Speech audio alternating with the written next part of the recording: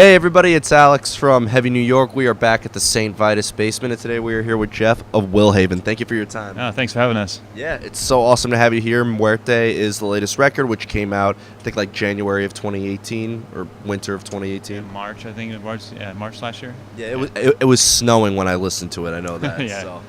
yeah. But do you just want to give a run on how the making of the record was and the record cycle thus far? It's been cool. It took us about 2 years. When it initially started, it wasn't going to be a record. We were just kind of just a jam session between me, the drummer, and the bass player. And then Grady was kind of doing his own thing. And then we'd had all this like jam sessions already written. And then Grady came to me and said, "Let's want to do another record." And so we started taking all those jam sessions and trying to make songs out of them. It took me about 2 years to like organize all that stuff and make them into songs, and then kind of keep the Willhaven vibe. And then after that, just everything kind of flowed, but it took a long time. And then when we actually recorded the record kind of live, so we had all the songs written and dialed before we actually went in the studio. And then it came out awesome. I was happy with it, and stoked on it, and it's been good. I mean, we've been, we're not like a full-on like functioning band 24/7. We just kind of do it whenever. So.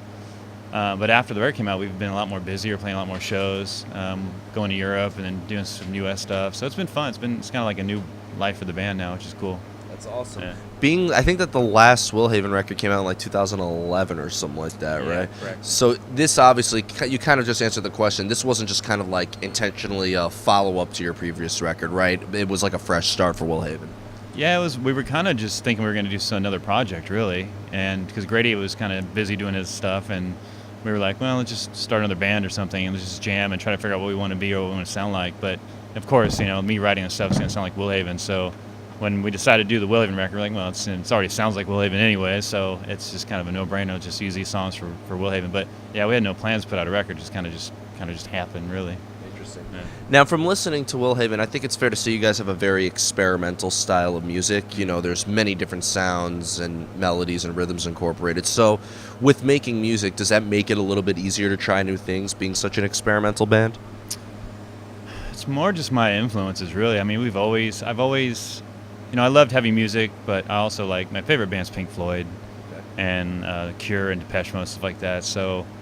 I just always try to incorporate everything I love and listen to, and I try to make a band that I'd want to hear. I don't think Willhaven's like quite there yet for me, but I've always just tried to incorporate everything I love about music and just kind of make it into Willhaven. But my thing is I like to make emotional music, like it has to move me. Like I heard the interview with Dr. Dre the other day, and they're asking him how he does his production, how it's so much better than everybody else's, and he's like, I have to feel it.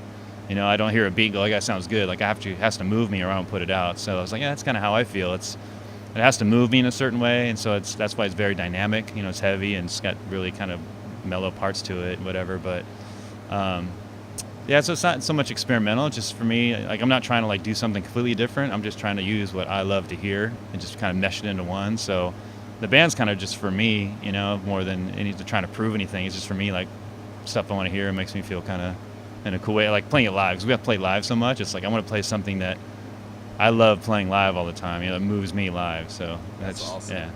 Now, you kind of just led me into my next question, because I've noticed not only do you have many different sounds, but your songs do have a lot of different vibes. So it's fair to say that when making music or even performing it, you feel many different emotions, right? There's not like one universal blanket emotion that you're feeling. Totally, yeah. Like I kind of want to go on a roller coaster ride. It's like take The Wall, or like my favorite band, Pink Floyd, The Wall, or like even Dark Side of the Moon. It's like, there's so many different stuff that's going on in that record, but it moves you at the same time. There's some like rock in there, but there's also some mellow ambient stuff, and it's like kind of takes you on a journey.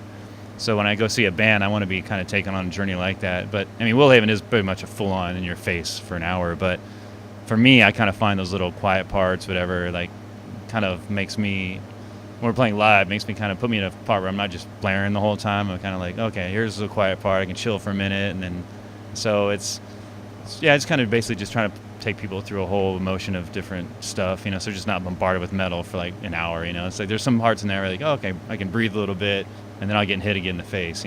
So. Does the emotion determine like the exact sound? Like, could a listener be like, oh, I could tell that he was feeling this in this part of the song, or he was feeling that in this track? Or is it fair to say that the emotion you're portraying on the record's open to interpretation for a listener? Yeah, see, that's what I think is for me, Will Haven sounds normal, but to a lot of people, it doesn't sound normal. Even my bandmates, when I write a song, like, what the hell is that? I don't like, what signature is that? I have no idea what you're playing. But for me, everything it's just normal for me. But, I think that's why people either love us because they get that, or there's people like, whatever, they're just, noisy, So it just, I don't know. For me, it's just what I do. It's what I write. Like, I don't try to write something. It just happens naturally out of me, So, and then people just happen to I think because it has such a groove to it, too. I think it's where people catch on to it. But for me, it's just whatever comes out of my hands, like whatever I'm thinking, I just put it in my hands. And if it sounds like good to me and it moves me, then we'll use it for a song. So, I don't know. It's weird. Yeah. It sounds like that. Do you ever have like a preconceived idea of how you want to make a song, or do you let things happen organically? Is there a lot of improvising involved? I've tried to have some kind of idea going into a song, but it never works out. I just get frustrated and then I just start writing riffs. I'll just play my guitar for an hour, just writing riffs, and then suddenly go, oh, well, that sounds cool, and then I'll keep that. So it's hard. It's hard to go in with some idea. I mean, I've always had many of ideas that will even in my head, and all right, I want to sound like this, but it never turns out that way.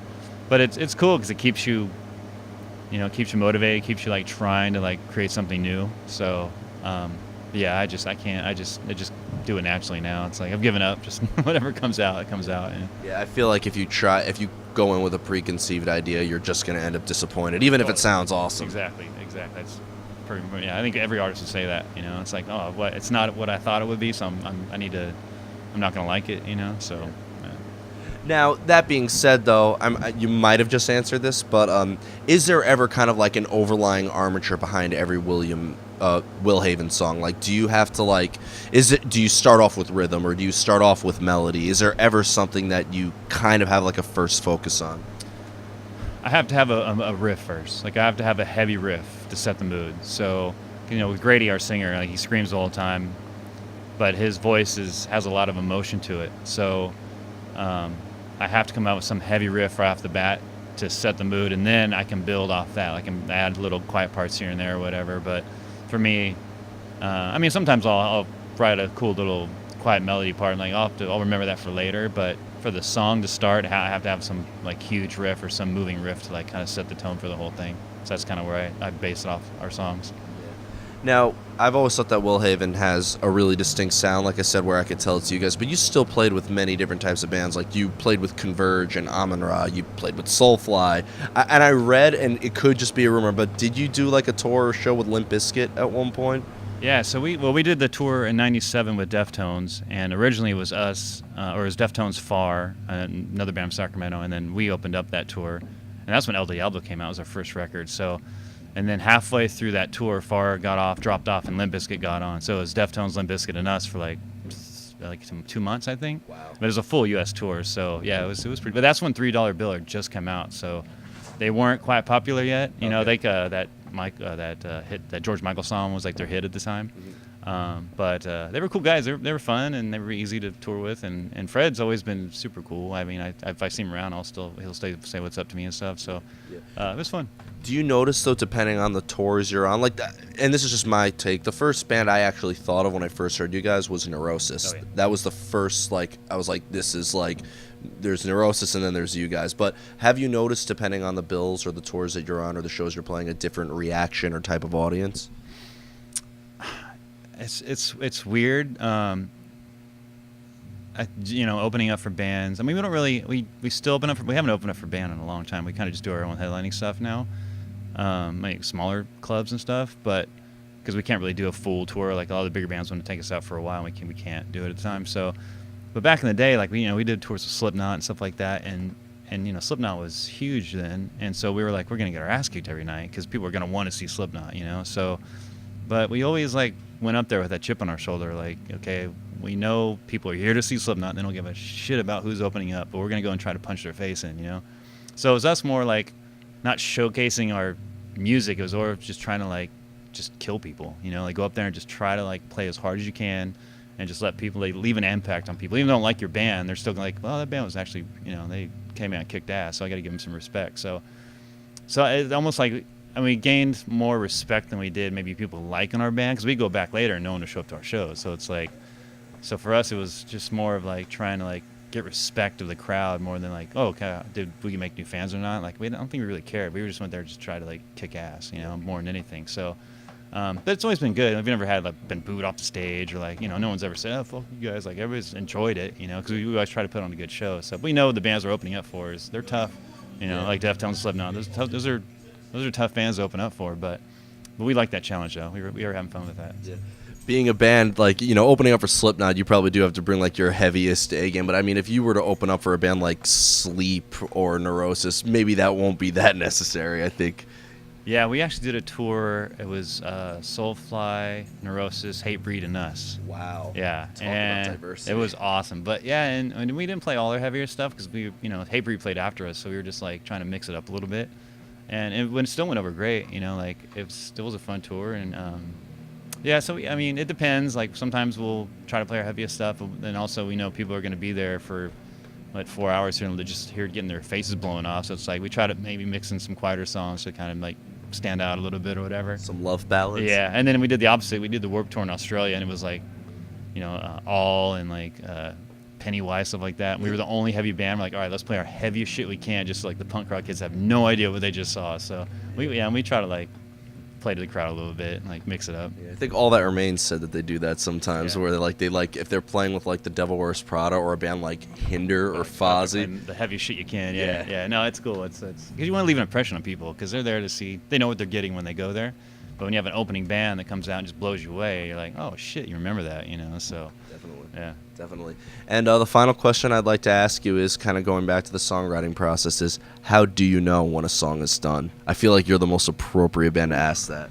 Yeah. Most of the time they say, when I get the final mix back. Yeah, totally. It's, normally like when we did the first few records like El Diablo and WHV and stuff like that, I didn't really care. Like it just kind of just ended when it ended. But Muerte, that was the one where like it took me 2 years to do it because we would practice at the studio. I'd write it, we'd practice it, and then I'd take it home because I had a little studio at home, and I'd listen to it, and then I would just dissect the hell out of it. And I'd rip it apart and like change parts around or take that part out, add new parts. So every time I go back to practice, I'd show the guys a song, and it's like, what are you doing? It's completely different than it was. Like, yeah, but it'll be better, I promise. So like this last record was the first time I actually just took my time and like just dissected the song to where I was like, oh, I'm done. I can't do any more in the song. I'm completely done with it. I can't think of any more riffs. So this is the first time that actually where I got done with it, I felt like it was done. As with previous records, like I look at to it, I'm like, oh, I could have added this or this, but this is like I said, if I'm walking away from this, it's got to be just done, and I'm not going to go back and listen to it 2 years ago. Why didn't I add that or why didn't I do that? So as you get older, I think you start like trying to dissect more. Back then we didn't care. We're just like, final record, let's go play shows. But now it's like we don't play shows much, so now the music means a little more, and we can take our time on it and really try to make it the way we want it to. So. Exactly. I think out of all the people I've asked that question to, you answered it the best. Yeah, it's.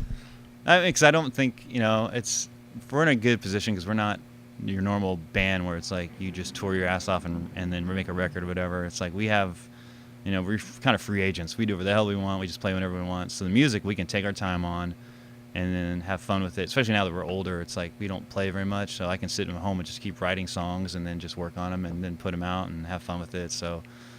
It's kind of a cool position because we're not like a band. We're like, oh, you got to get this out because you guys got a tour in a month, or we got this date set.